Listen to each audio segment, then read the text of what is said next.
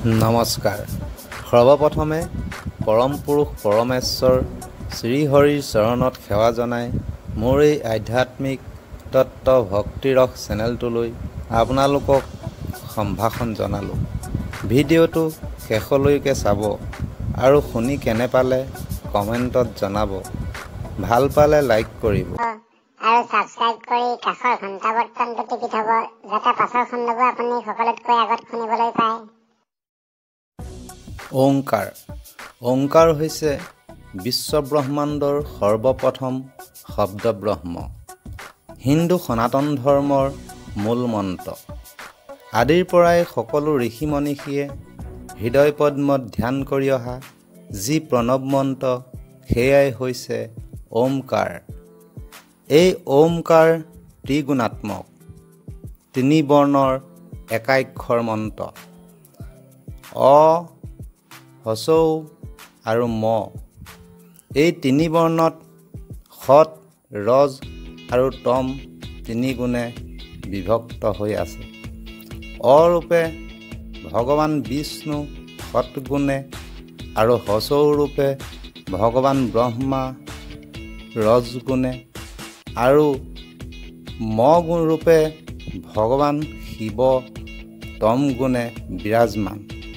এই ত্ৰিগুণাত্মক তিনি শক্তিসম্পন্ন একবৰ্ণ বা এক অক্ষৰ ওংকাৰেই হৈছে ভক্তিতত্ত্ব ভাগৱত।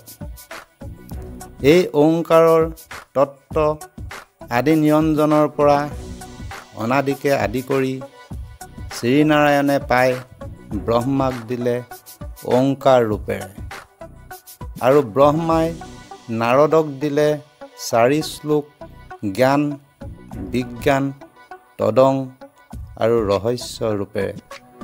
কালক্ৰমে ব্ৰহ্মাদেৱে নাৰদক দিয়া শ্ৰীভাগৱতৰ পৰম তত্ত্বভাগক নাৰদদেৱে ব্যাসক দিলে জ্ঞান, বিজ্ঞান, তদং, ৰহস্য, গুণ আৰু ক্ৰিয়া ৰূপেৰে আৰু ব্যাসদেৱে শুকদেৱক দিলে জ্ঞান, বিজ্ঞান, তদং, ৰহস্য, গুণ, ক্ৰিয়া, দ্ৰব্য আৰু জাতি বুলি 2টা শ্লোক বহলাই বুজাই দিলে।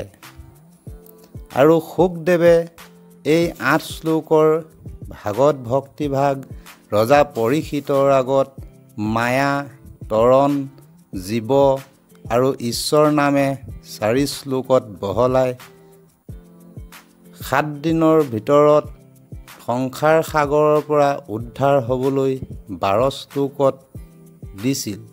আৰু সেই 12 শ্লোকেই হৈছে 12 স্কন্ধ ভাগৱতৰ 12 অক্ষৰৰ ওম নমো ভগৱতে বাসুদেৱায়। ধন্যবাদ।